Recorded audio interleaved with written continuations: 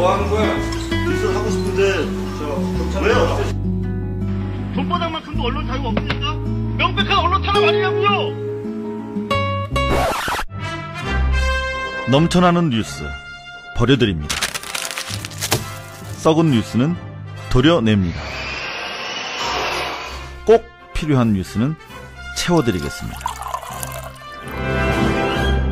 개념 라디오 발뉴스 개, 나, 발이 함께합니다.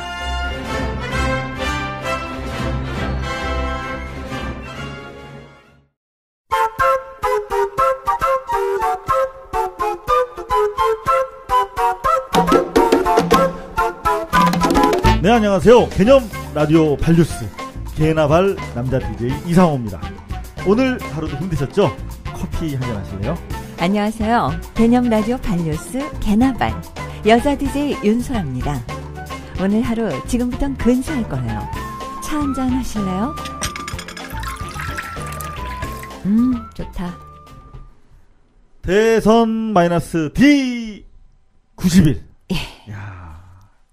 어제 안철수 후보 대선 출마 선언하고 또 오늘 현충원 참배하고 이제 본격적인 대선 행보 네. 3인 체제로 이제 시작이 됐네요. 네네. 이제 앞으로 이제 3개월 동안은 모든 뉴스 블랙홀입니다. 그렇죠. 대선 뉴스가 이제 예, 다 빨아들이게 돼 있어요. 예. 이 출마 선언에 정말 온 국민의 눈이 쏠렸었잖아요. 발뉴스가 함께 했잖아요. 정말 반갑더라고요. 네. 무슨 소식이 있는지 오늘 어제 사실 저희가 한번. 기자 뭐 취재진 말고 이제 제작진까지 예. 해서 500명 정도 되는 그 이제 홀 2층짜리 홀인데요. 그렇죠. 거기서 저희만 방송을 했어요. 정말? 다 조용히 있는데 저희만.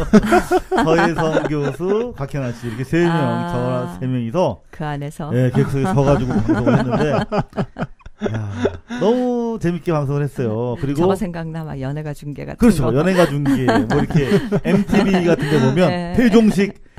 대종상 수상식장에서만 이제 막 중계하는 껴들어가지고 막 재밌게 하려고 노력했는데 네. 조금 업로드가 늦었어요. 네, 그렇죠. 보니까. 네. 그래서 오늘 새벽까지 해서 2편 상하로 나눠서 올려드렸는데 즐겁게 보셨으면 좋겠습니다. 안철수 후보 바로 옆에서 찍은 영상이 있더라고.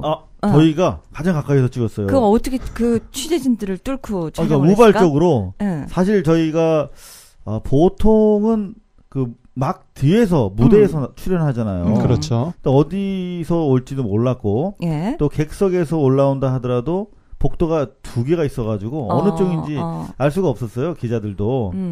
저희는 그냥 아무 생각 없이 오른쪽 복도 쪽에 서서 방송을 하고 있었는데 그냥 찍은 거야? 네, 거기로 지나가는 거를 우리 촬영 기자도 아니고 취재 기자인 윤다빈 기자가 들고 있던 조그만 주먹 카메라로 저런. 바로 지근거리에서 촬영을 했어요. 정 기자가 되니까 또 실력이 그냥 바로 나오네. 아니, 행사 시작하기 전에 그 자원봉사 하시는 분들이 자꾸 그쪽 길을 틀려고 이렇게 노력하시더라고요. 그래서 여기로 들어오겠다 싶더라고요. 딱. 냄새를 맡았구나. 역시 젊은 감이 좋은데. 어제 뭐 분위기 간단히 말씀드리면 네네. 한 1000여 명 정도 취재진 외에 지지자들 멀리서 전국 방방 골골에서 오셨더라고요. 근데 재밌게도 이 젊은 분들한테 인기가 좋잖아요. 특히 뭐 20대, 뭐 대학 그렇죠. 열렬하게 지지하는데 의외로 중장년층, 노년층 지지자들이 많았어요. 그죠? 그렇죠. 깜짝 놀랐어요, 저도. 네. 이분들 저희가 몇 분 만나서 여쭤봤는데 네네. 그냥 뭐 별 생각 없이 오셨나? 별 생각 없이. 이랬거든요. 근데 새로운 정치에 대한 열망을 매우 그렇죠. 구체적이고 또렷하게 밝혀주시더라고요. 그 안철수 후보 그 연설 중에서 마지막 부분 인용한 말 있었잖아. 굉장히 인상적이었거든요. 뭐 트윗에서도 난리가 났더라고. 난 잘 모르는 사람이야. 근데 윌리엄 깁슨 뭐 이런 사람. 깁슨 하면 저희가 이제 보통 기타 브랜드잖아요. 이게 좀 기타 좀 치신 분들은 아는데 여하튼 저희가 찾아보니까 공상과학 소설의 거장이래요. 그러니까 이 인류의 미래를 암울하게 그리는 사이버 펑크 장르, 정보 독점 때문에 인간이 피폐해져. 뭐 그런 소설을 쓰신 분인데 이분이 1993년 미국의 한 라디오 인터뷰에서 언급한 말이래요. 그 말을 또 인용하신 거구나. 어떻게 재인용이 됐는지 한번 들어볼까요? 예. 마지막으로 제가 좋아하는 작가 윌리엄 깁슨의 말을 하나 소개하고 싶습니다. 미래는 이미 와 있다. 단지 널리 퍼져 있지 않을 뿐이다. 그렇습니다. 미래는 지금 우리 앞에 와 있습니다. 고맙습니다.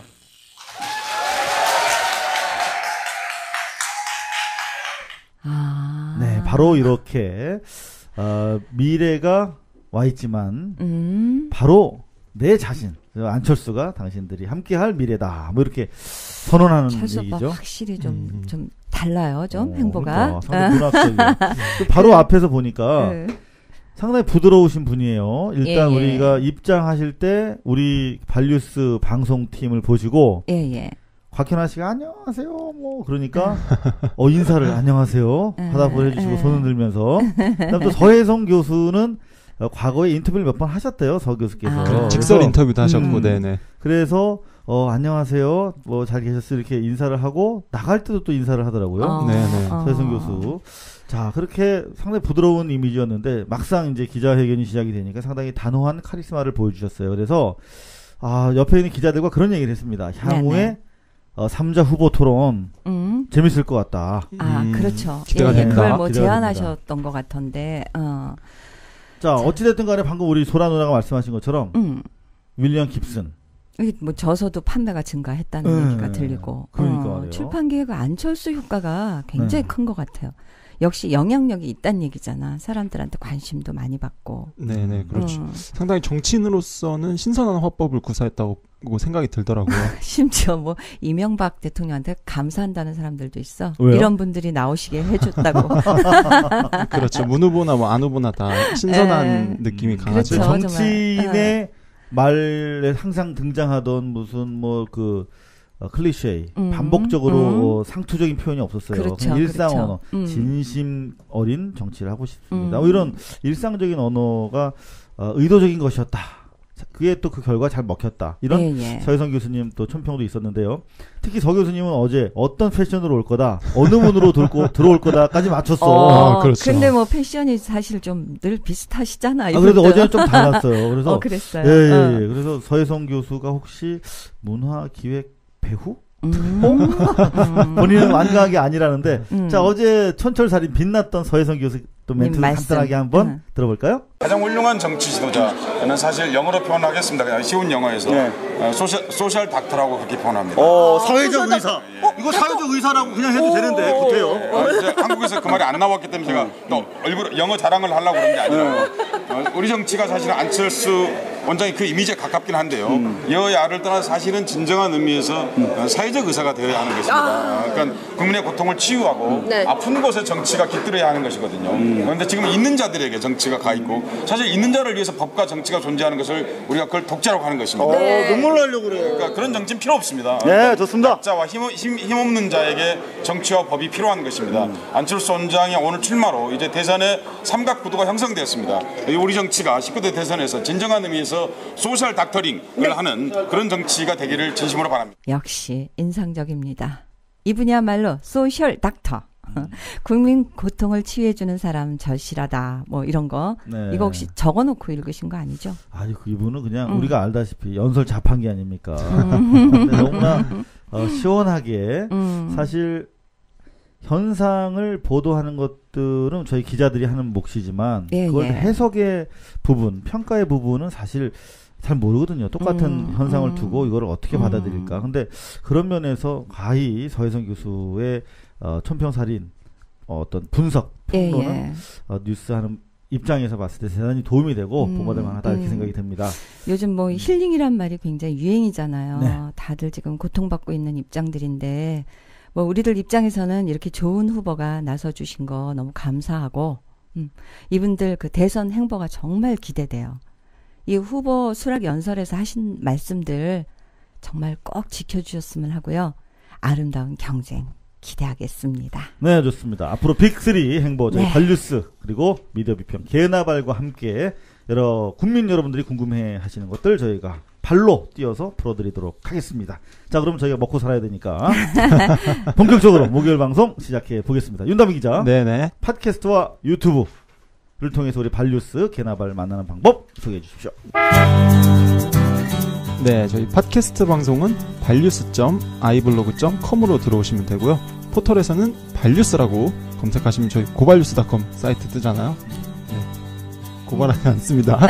들어오셔도 저희 고발하지 않으니까요. 네, 고발 마음껏 당하지 않습니다. 들어오시기 바랍니다. 답이나 고발 당하지 않는다고 얘기해야 된다니까. 우리는 그런가? 고발을 하잖아, 직업적으로. 그러네요. 고발당하지 않습니다. 그렇지. 자, 개념 라디오 발뉴스. 또 어떤 내용 저희가 준비하고 있는지 간략하게 소개 부탁드립니다. 소라 누나. 네, 먼저 1부 뉴스 타임입니다. 넘쳐나는 뉴스를 버려드리는 뉴스 버리기 코너가 준비되어 있습니다. 하루 동안 나온 수천 개의 뉴스 중에서 이상호 기자가 모두 버리고 남긴 개나발 10대 뉴스를 선정 발표합니다. 2부는 미디어 비평 타임인데요. 미디어 비평 발 코너가 기다리고 있습니다. 썩은 뉴스는 꼭 찍어서 드러내고요. 광고하고 엿바꿔 먹은 뉴스는 그만큼의 엿을 되돌려 드립니다. 각 언론사의 편향된 보도와 국회 쌍용차 청문회 기획 파산 의혹 내용을 자세히 알아보고요. 박근혜 후보를 둘러싼 논란들, 언론들의 보도 행태 분석했습니다. 그리고 2부의 마무리는 윤다빈 기자가 발뉴스 타임으로 정리합니다. 자, 그럼 광고 듣고 돌아오겠습니다. 경제민주화 논의를 위한 불쏘시개가 됐으면 합니다. 삼성이 빠진 재벌 개혁은 가짜입니다. 이 책 읽지 않으시면 그건 명백한 언론 탄압 아닙니까?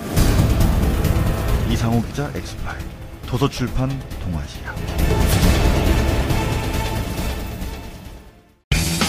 독재자 전두환 끝내 사과 받아내겠습니다. 삼성 이건희 회장은? 거긴 담이 높아서 아예 사람 구경도 못하겠더라고. 그럼 안 할 거야? 목요일 발뉴스 TV, 평일 개나발 라디오.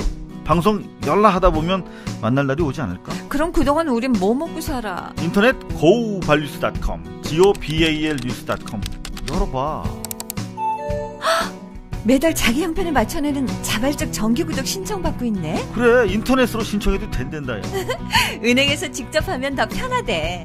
이게 바로 발뉴스 스타일. 오빠 발뉴스 스타일.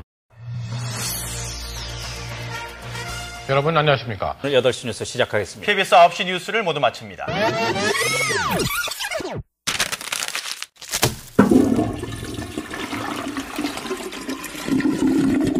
넘쳐나는 뉴스를 버려드립니다. 먼저 꼭 알고 계셔야 할 뉴스들입니다. 어제 대선 출마를 선언한 안철수 후보가 오늘 오전 국립현충원을 방문해 고 박태준 회장과 이승만, 박정희, 김대중 전 대통령 묘역을 참배했습니다. 안 후보는 민주당 출신 박선숙 전 의원을 공동선대위원장에 임명했습니다. 새누리당 송영선 전 의원의 뇌물 요구 녹취록 파문이 커지자 새누리당은 송 전 의원을 즉각 제명했습니다. 박근혜 후보는 정치 쇄신 특위회의에 참석한 자리에서 쇄신의 발걸음에 재를 뿌리면 안 된다며 근거 없는 얘기들이 왜 이렇게 확산되는지 정말 안타깝다고 말했습니다. 홍사덕 전 의원의 불법 정치자금 수수가 논란이 되는 가운데 친박계 초선 이재영 의원이 정치자금법 위반으로 수사를 받고 있는 것으로 확인됐습니다. 이 의원은 1억이 넘는 돈을 한나라당 전 대표의 운전기사에게 송금한 혐의를 받고 있습니다. 민주당 문재인 후보 대선 기획단 구성이 오늘 마무리됐습니다. 당내 인사로는 노영민, 박영선, 이하경 의원과 김부겸 전 최고위원이, 당 외 인사로는 안도현 시인, 김연경 전 청년유니언 위원장이 참여했습니다. 한편 문 후보는 어제 안 후보의 3자 회동 제안에 대해 좋은 일이지만 갑작스러운 면이 있다며 취지를 좀 더 보고 판단하겠다고 밝혔습니다. 2009년 쌍용차 파업 때 경찰 중재로 노사협상이 타결 직전까지 갔음에도 조현호 당시 경기경찰청장이 강제 진압에 나섰다는 증언이 나왔습니다. 경찰의 한 고위 관계자는 당시 강일학 경찰청장이 수차례 만류했으나 조 전 청장이 강제 진압을 강행했다고 밝혔습니다. 소설가 공지영 씨와 출판사 휴머니스트가 의자놀이 책 판매 수익금과 후원금 1억 6천여만 원을 쌍용차 노동자들에게 전달했습니다. 이들은 향후 판매 부수가 5만 부씩 늘어날 때마다 추가 기부를 할 예정입니다. 사립대학들이 지난해까지 11조가 넘는 적립금을 쌓아둔 것으로 나타났습니다. 2007년보다 3조 이상 늘어난 금액입니다.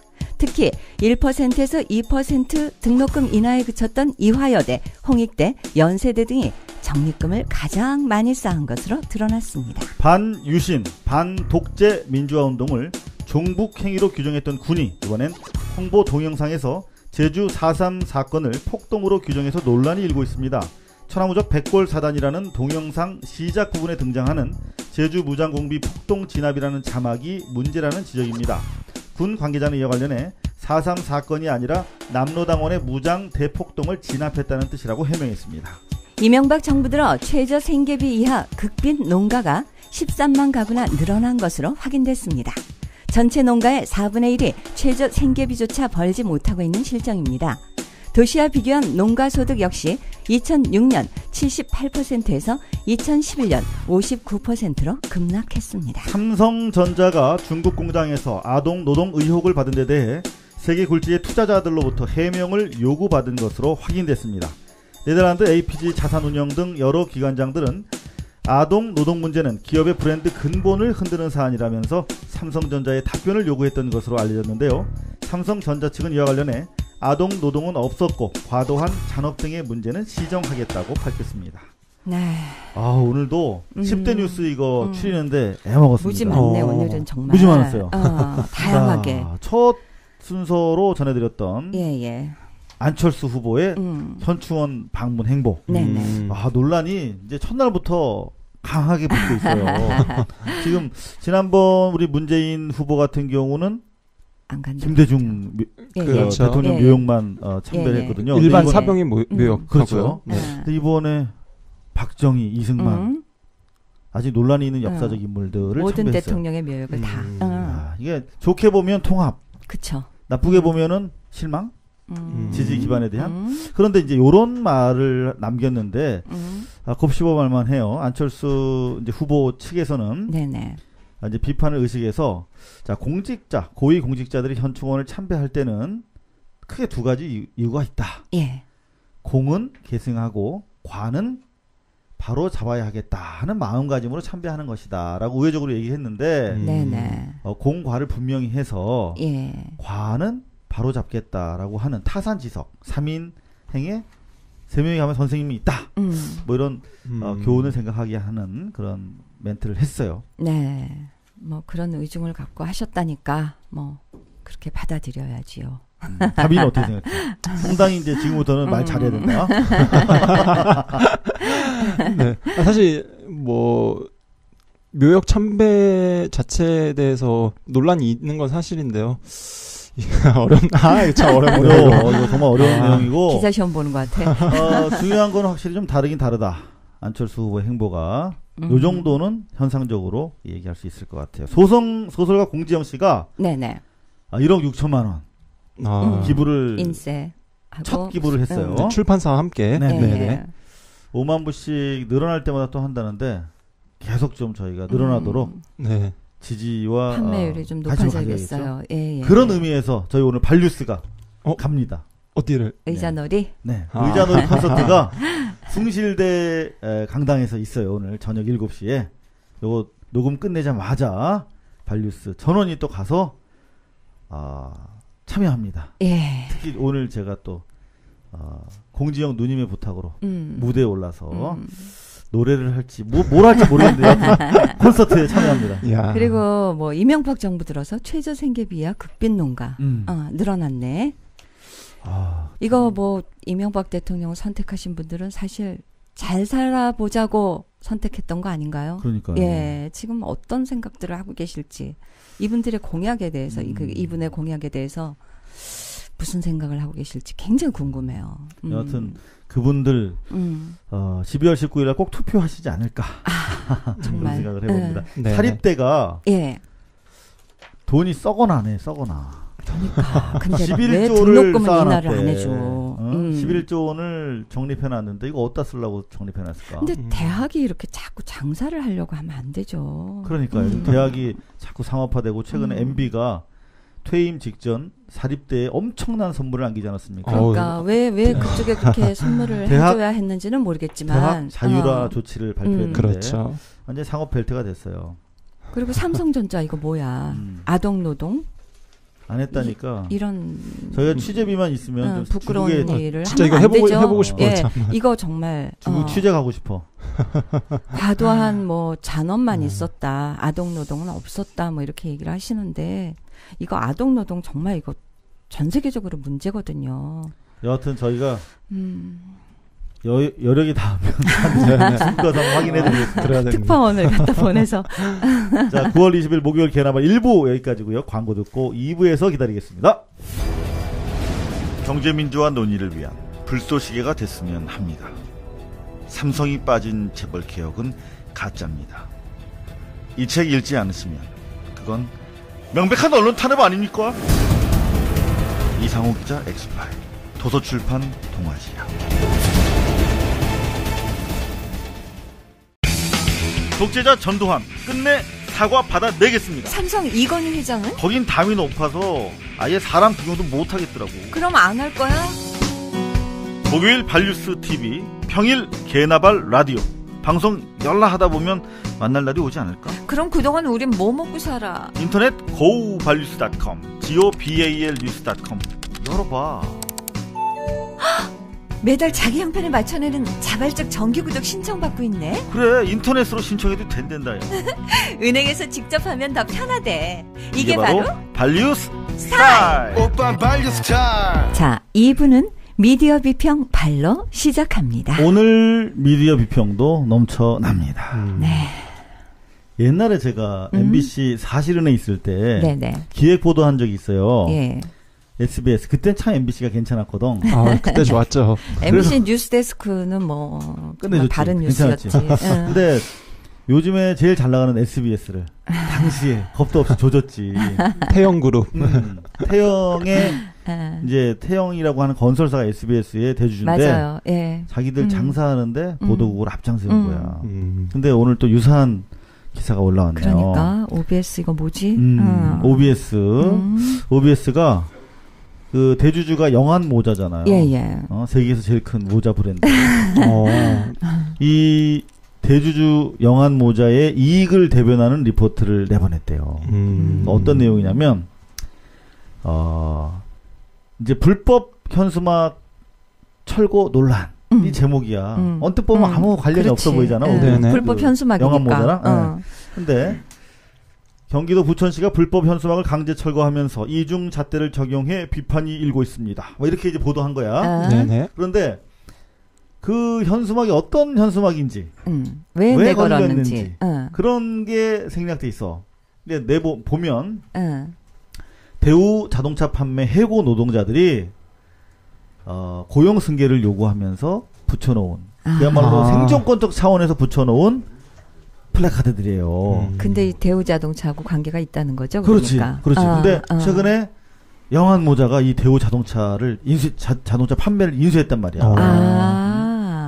그러니까 이게 그 영한 모자가 아주 곤란하겠네, 그러니까. 그렇지, 편치 않지. 그래서 보도국을 움직인 거라고 봐야죠. 그래서 이렇게 치사하게 불법 현수막 운운하면서. 근데 이게 또 내막을 들여다보면, 뉴스에서 그랬대요. 예. 노조가 왜 현수막을 내걸었는지를 좀 언급을 해줘야. 그렇지. 그래도 그나마 최소 기본적인 요건이라 갖춰졌을 텐데. 형평성 원리에 의해서. 그 구청 관계자 인터뷰를 땄대요. 그래서 어떤 방송에 나가냐면, 그 금속노조라는 게 경찰도 폭행하는 사람들입니다.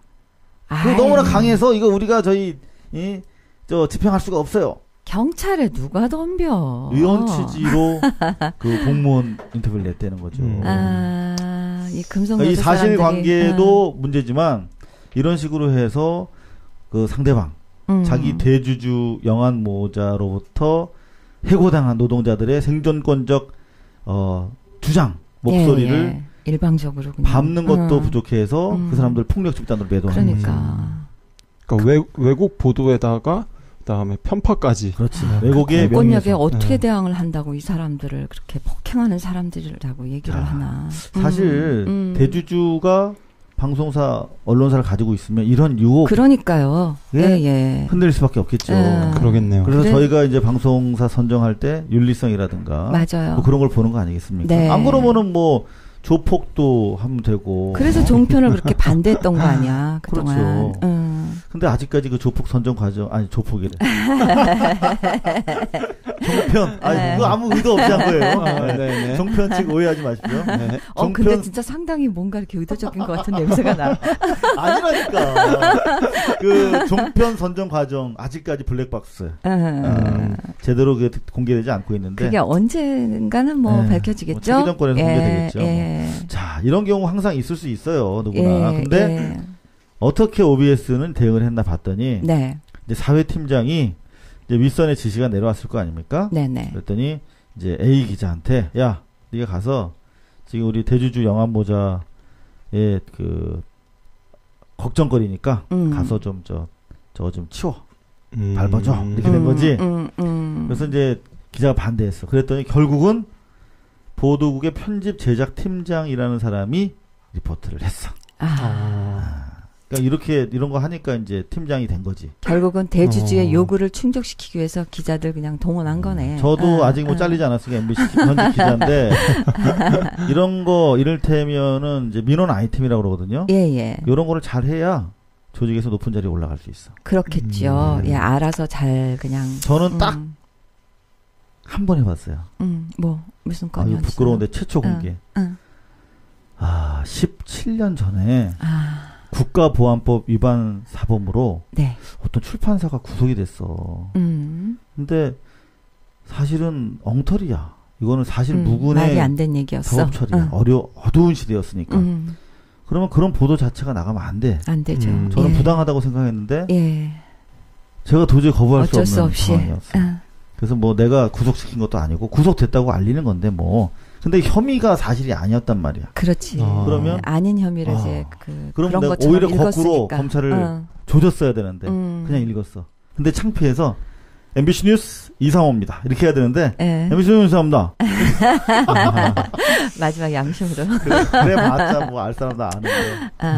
어두운 시절의 얘기인데 아직도 그게 지금 계속이 되고 있으니까. 특히 OBS는 기자들 아직도 어두운 시대를 지나가고 있는데 그래도 OBS 기자 정신은 죽지 않았어요. 네네, 그렇네요. 우리 OBS 기자협회에서 성명을 냈습니다. 네네. 그저께 냈네요. 공중파 방송사 뉴스가 사주의 개인적 이익을 대변하기 위한 리포트를 노골적으로 내보내는 차마 믿을 수 없는 광경 앞에서 OBS 기자들의 자존감은 철저히 유린당하고 짓밟혔다. 보도국장을 성토하는 내용의 성명서를 발표했는데요. 이거 중요하거든. 자존감. 그리고 또 OBS 희망 노조 지부장은 뭐라고 그랬냐면 20일 오늘이네요. 회사에 공정방송위원회를 개최할 것을 요구했으나 사측이 거부할 경우에 현 경영진이 공정방송 의사가 없다는 걸로 간주하고 강도 높은 투쟁을 벌이겠다. 이렇게 밝혔습니다. 자, 그런데 보도국장 김학윤 씨네요. 이번에 이제 반론을 또 우리가 넣어줘야 소송 안 당합니다. 자, 뭐라고 반론하셨냐면 대우버스, 대우자동차 판매 관계자가 계속 보내온 보도자료 내용을 보니 보도자료를 제보받았다 이거야. 보도자료 내용을 보니까 행정집행의 일관성 측면에서 문제가 있다는 판단이 들었다. 독립성이 훼손됐다고는 전혀 생각하지 않는다. 이렇게 말씀하셨다고 맨날 뭐 알려드립니다. 전혀 생각되지 않는다. 뭐 그렇게 생각하실 수도 있겠죠. 뭐. 네. MBC 얘기. 또 MBC 얘기. 오늘은 안 하려고 그랬는데. 재미있어서 골랐어요. 재미있어서. 네, 이거는 재미로. 자. 송영선 의원, 요거 저희가 클로징으로 오늘 꽁트로 준비했는데. 제명당한 거. 송영선 의원 어제 기사 절묘하지 않았습니까? 그 정치 자금, 뇌물이죠. 뇌물을 요구하는 생생한 멘트가. 공개됐어요.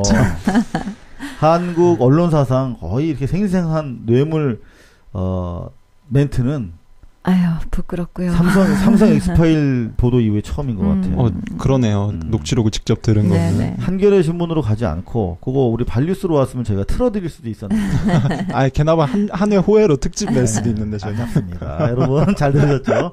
자, 송영선 의원 보도, 사실 무지하게 큰 기사거든요. 그렇죠. 그럼 대형 기사예요. 그러면 이거 메인 뉴스로 올라와야 되는데, 사실 뭐 KBS나 SBS도 찌질하게 보도했어요. 근데 그나마 덜 쪽팔리게 했는데 MBC는 그야말로 대박. 어떻게 했길래. 진짜 대박입니다. 깜짝 놀랐어 나는. 지금 MBC 참고로 정치부를 장악하고 있는 기자들은 지난번 파업 기간의 구사대 멤버들이에요. 그렇죠. 정상적인 제대로 공정 보도하겠다고 하는 기자들은 아니죠. 브런치하고 있습니다.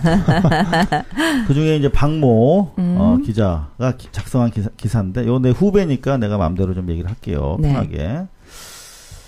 자, 일단 안철수 교수 대선 출마 관련 리포트가 톱 꼭지에 3꼭지로 나갔어요. 여기서 꼭지라고 하는 거는 리포트 개수를 헤아릴 때 쓰는 단위인데요. 네. 그렇죠. 3개의 리포트가 연이어 나갔는데 저는 뭐 충분치 않다고 판단을 해요. 정말 비기슈니까. 그렇죠. 근데 뭐 그냥 아주 기계적으로 3꼭지가 나간 다음에 갑자기 박근혜 후보 기사가 나와요. 변함없이. 이거는 말이 안 되는 거예요. 이게 그러니까. 안철수 후보는 대선 출마 여부가 오랫동안 장고 끝에. 그렇죠. 관심의 대상이었던 거기 때문에 톱뉴스인데 박근혜 후보가 경남 태풍 피해 현장을 방문한 소식이 4번째로 올라온다는 건 말이 안 되죠. 겨우 그냥 거기 방문했다는 그거가. 대통령이 경남 태풍 피해 현장에 가도 뉴스가 안 되는 거거든요. 맞아. 그렇죠. 구태여 단신 정도인데. 여당의 대선 후보에 불과한데 이거 꼭 내고 싶으면 앵커 멘트 정도 맨 뒤로. 그렇죠. 그 정도예요. 근데 안철수랑 투톱 구도를 프레임화 해주는 거예요. 그렇죠, 그래서 예, 박근혜 후보 얘기가 의도적이죠. 나오고 예. 태풍 피해 현장을 돌아보면서 이렇게 이제 보듬어주는 장면이 나오고 자유로운 갑자기 송영선 얘기가 나와야 되는데 앞서 박 후보는 정치 쇄신 특위에 참석해 강력한 쇄신책을 주문했습니다. 그래놓고 박근혜 후보가 부정부패를 근절하는 제도가 마련됨으로써 그 누구도 투명한 정치권 환경 속에서 예외가 될 수 없는 그런 제도를 마련해 주시기 바랍니다, 여러분. 이렇게 박근혜 멘트가 나오고 자, 그럼 박근혜는 뭐야? 정치 쇄신의 기수가 된 거지. 그렇죠. 이제 청렴한 정치를 하겠다는 그런 연장선상에서 아직 송영선 의원의 혐의가 뭔지 모르겠으나 새누리당은 사업가에게 돈을 요구한 의혹이 불거진 송영선 전 의원을 제명했습니다. 이렇게 함으로써 쇄신책이 실제로 실행되고 있다는 걸 보여주는 거야. 예, 그 의지를 갖다 보여주는 걸로. 근데 송영선 전 의원의 혐의를 얘기 안 하고 넘어가면 좀 찝찝해. 그래서 공개된 녹취록에 따르면 이렇게 톤 다우닝 하는 거거든요. 따르면 송영선 전 의원은 대선에서 박 후보를 돕기 위해 1억 5천이 필요하다. 오피스텔 운영 경비를 도와달라는 등의 발언을 했습니다. 이렇게 했단 말이에요. 자, 그리고 사실은 어제 송영선 전 의원의 발언에 있어서 가장 핵심은 뭐냐면 자기가 공천 헌금을 주지 않았기 때문에 떨어졌다라고 주장하는 부분이에요. 그렇죠. 예. 누구에게 얼마를 줬으면 됐을 텐데. 네. 이건 뭐냐면 지금 실종되어 있는 현기환, 현영이 이런 분들의 공천 헌금 사건이 아직 진행 중이잖아요. 네네. 그렇죠. 그러면 공천 헌금 사건의 또 다른 방증 사건이에요. 그렇죠. 그게 본질이라고 볼 수 있죠. 사건으로 그렇죠. 그게 본질이야. 확대될 수 있는 대단히 중요한 키거리를 일부러 배제했어. 그리고 뭐라고 했냐면 새누리당은 대선 조직이나 당의 직위를 사칭한 금품 비리 등의 방지를 위한 신고센터를 가동하기로 했습니다. 정치개혁하겠다. 그렇지. 정치개혁을 위한 발표 기사가 된 거야 갑자기. 그러면서 그 박근혜 씨의 뭐랄까 그 의지를 보여준다는 그렇지. 거지. 박근혜 후보는 이런 와중에서도 힘들게 클린 정치하려고 애를 쓰고 있다. 마지막 클로징. 눈물을 흘리면서 이렇게 자르고 있다. 뭐 그렇죠. 이런 거. 읍참마속하고 있다. 기자가 리포트를 하는 이유는 마지막 한 줄을 위해서 하는 겁니다. 그래서 그 다음에 MBC 뉴스 개똥입니다. 이렇게 하는 거거든요. 마지막 뉴스의 마지막 문장에 힘이 실리는 건데 뭐라고 그랬냐면 친박계 인사들과 관련된 악재가 잇따르고 있는 가운데 박근혜 후보는 쇄신의 발걸음에 죄를 뿌리는 일이 다시는 있어서는 안 된다. 강조하셨습니다. 누구한테 강조한 거야? 그 뭐야 이 기사가. 그러니까 정의로운 박근혜와 그렇지 않은 다른 타자를 구분하는 나쁜 문장입니다. 객체와 주체가 없어요. 그렇죠. 이런 뉴스가 지금 MBC에서 보도가 결국 되고 뭐 있습니다. 책임을 지겠다 뭐 이런 거는 하나도 없고 그냥 꼬리만 계속 자르는 거잖아요. 지금. 그렇죠. 본질 피해가고 프레임 위로 올리고. 참 이런 가운데 박근혜 우리 후보님 MBC가 이렇게 개판인데 본인 입장에서 행복하겠죠. 그래서 어제 MBC 드라마 촬영 현장에 가셨어요. 그렇더라고요. 네. 사랑스러운 MBC. 그러니까. 자, 마지막입니다. 요거는 미디어 비평이라기보다는 다른 매체에서 보도하지 않기 때문에 저희가 좀 뭐 듣보자 팟캐스트에 불과하지만 저희라도 어떻게 좀 메꿔보자.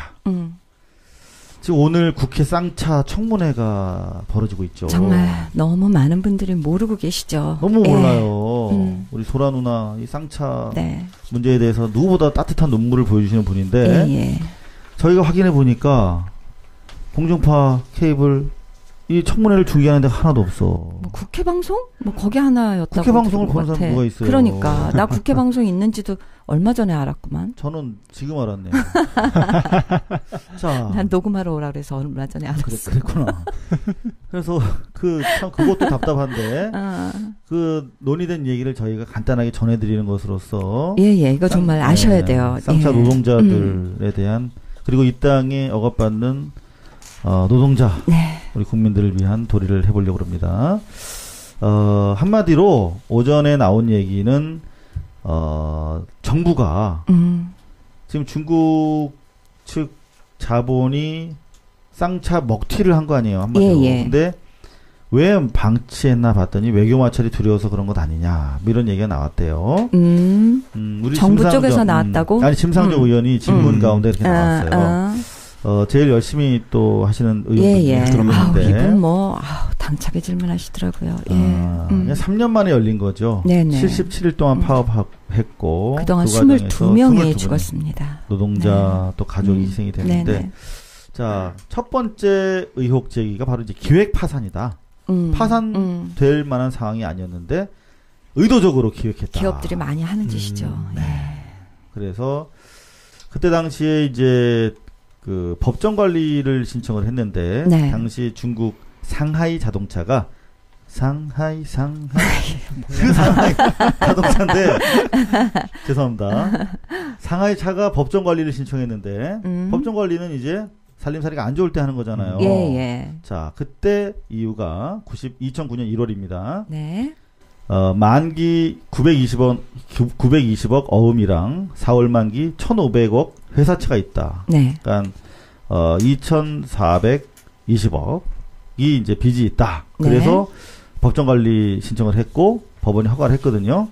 근데 우리 그 은수미 의원이죠, 민주통합당 은수미 의원 말씀으로는 확인해 보니까 당시에 쌍차 금고에 3,300억 원 정도가 있었대. 그러니까 이거 수치도 좀 이상하더라고요. 그러니까 11조 원을 쌓아놓고 학생들한테 가혹하게 허리가 휘도록 등록금 인상하는 대학이랑 똑같은 거야. 그렇죠.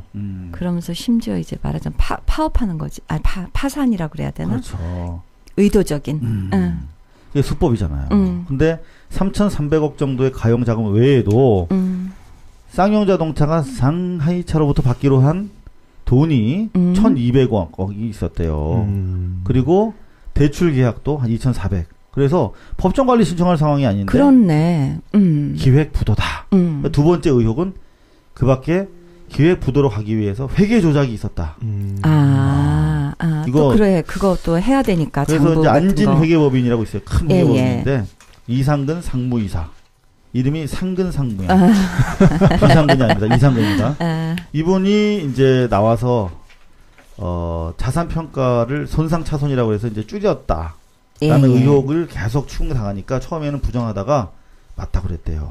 인정했어요? 그러니까 이른바 회계 조작 방법인데 손상차손이라고 해가지고 부채 비율이 168%밖에 안 되는데 이 회사 갑자기 막 561% 늘린 거지.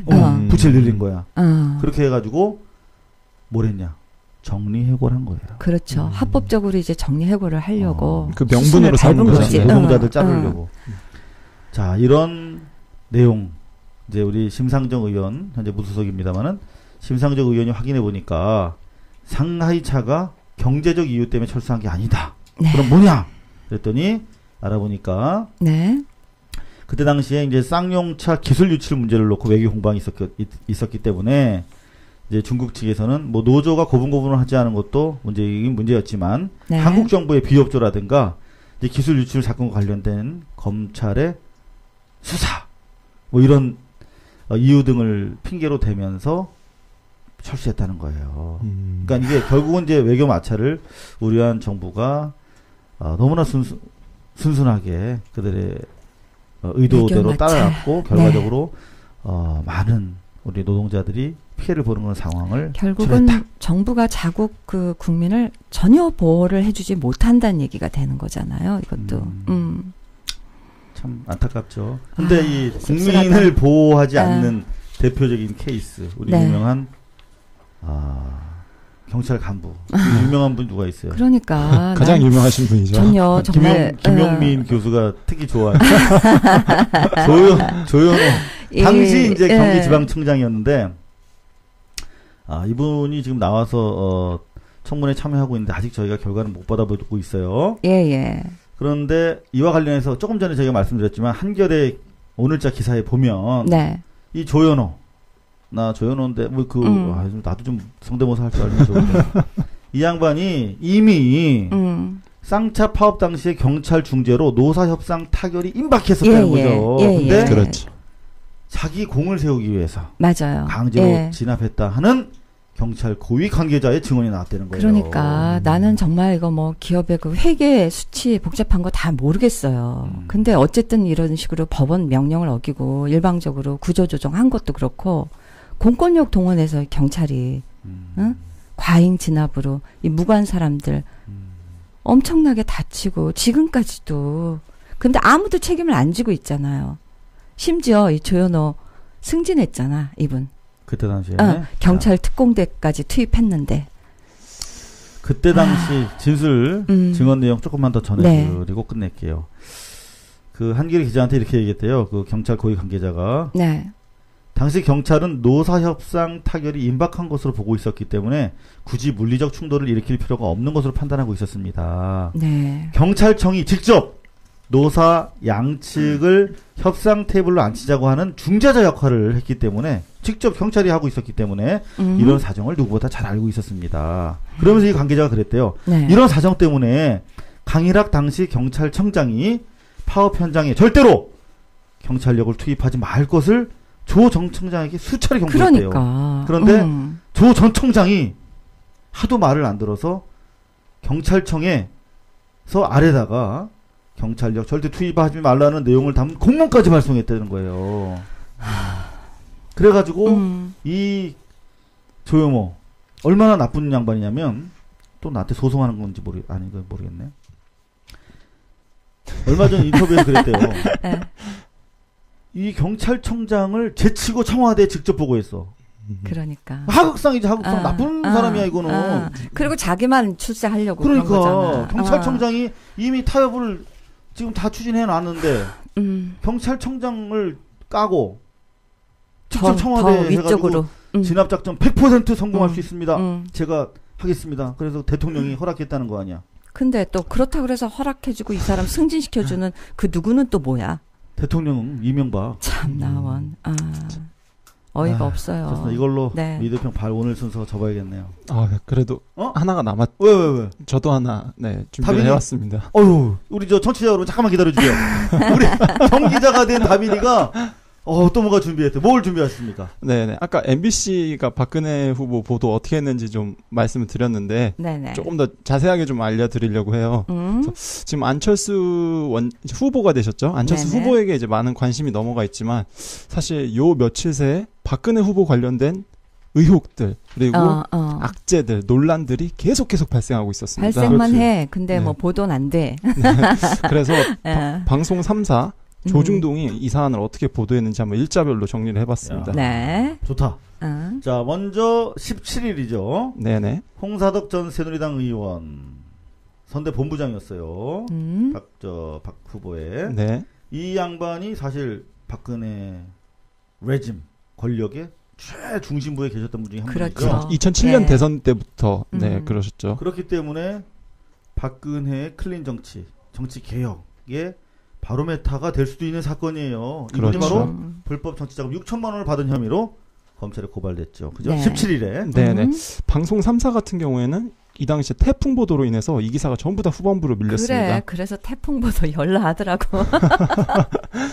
그나마 SBS 같은 경우는 한 꼭지 기사단이 하나를 내보내긴 했지만 MBC와 KBS 같은 경우는 홍사덕 전 의원과 장양숙 전 의원, 민주당 전 의원이죠. 를 묶어서 간추린 단신으로 뒷부분에 간략하게 소개를 했습니다. 물타기의 전형이네. 그러니까 태풍이 MBC 방송국, KBS 방송국 밖에만 몰아친 게 아니라 방송국 안에도 네. 물타기가 엄청나게 태풍급 물타기가 있었던 거네요. 네, 그렇죠. 네. 신문 같은 경우는 한겨레와 경향이 이제 일면 메인 기사로 보도를 했고요. 네. 조선일보와 중앙일보도 아무래도 사안이 너무 크다 보니까 일면 기사로 보도를 했습니다. 그래서 유독 동아일보만이 이면 하단 기사를 통해서 그 홍사덕, 장양숙 두 의원을 묶어서 단신 처리를 했습니다. 자, 동아일보 오늘 동아일보가 1등 했네요. 오랜만에, 네. 1등 신문으로 청와대에서 혹시 모니터 안 했을까봐 말씀드립니다.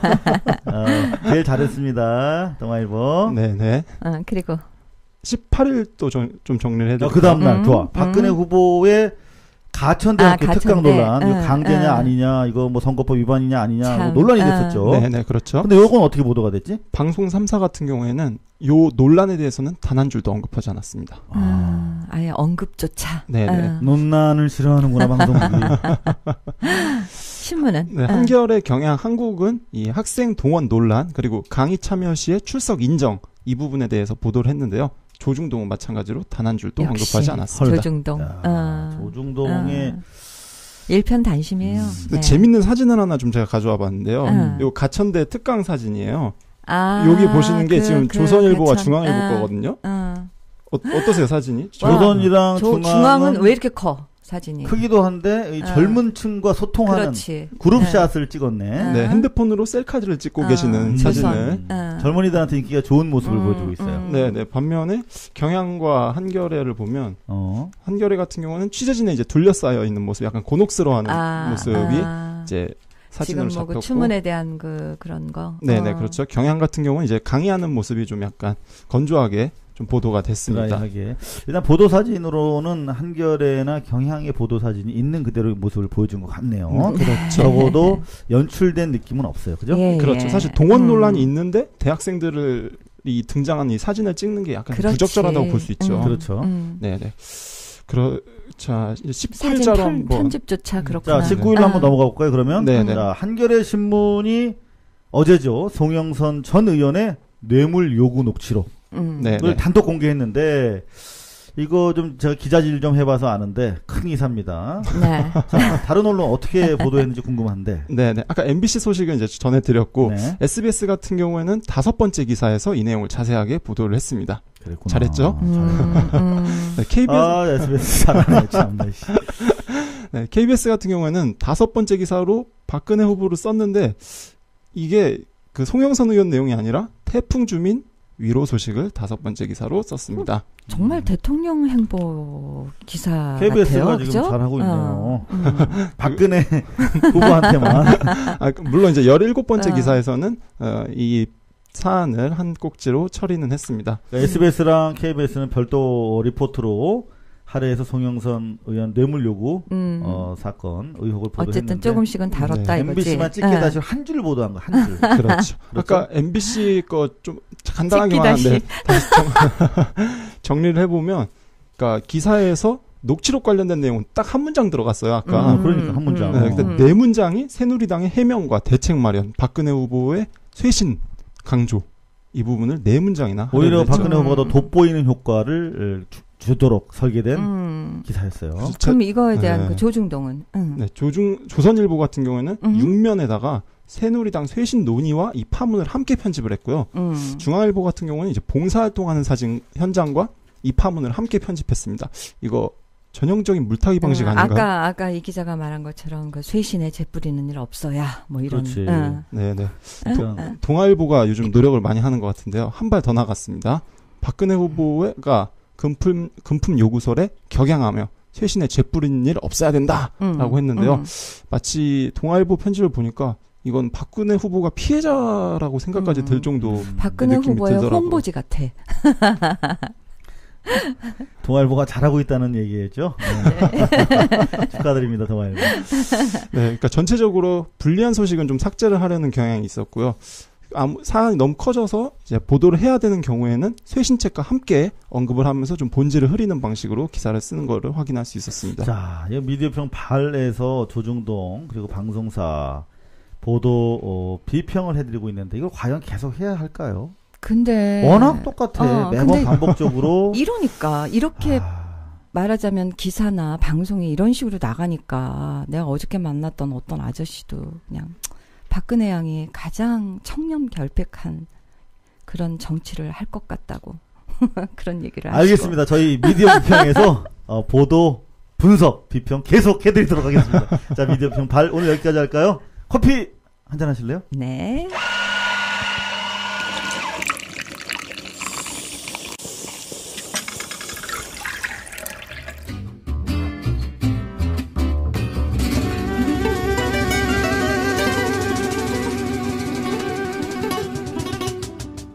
윤다빈 기자의 활약이 기대되는 코너입니다. 발뉴스 타임입니다. 네네. 저희가 어제 밤 12시부터 오전 3시 사이에 저희 호회 1, 2부 업로드 맞춰드렸는데요. 촬영분에 좀 다소 이상이 생겨서 업로드 시간이 좀 늦어진 점 먼저 사과드리겠습니다. 네, 저희가 오자마자 바로 편집은 정리가 됐는데 네. 그 안철수 후보 동영상에 약간의 문제가 있어가지고 저희가 또 완벽한 영상을 또 추구해야 되지 않겠습니까? 비록 듣보자 팟캐스트지만. 그리고 저희 항상 저희 방침이죠. 저희 바로 잡을 거는 반드시 바로 잡고 가야 됩니다. 저희 호회편에서 바로 잡아야 할 사안이 2가지가 있어서 먼저 말씀을 드리겠습니다.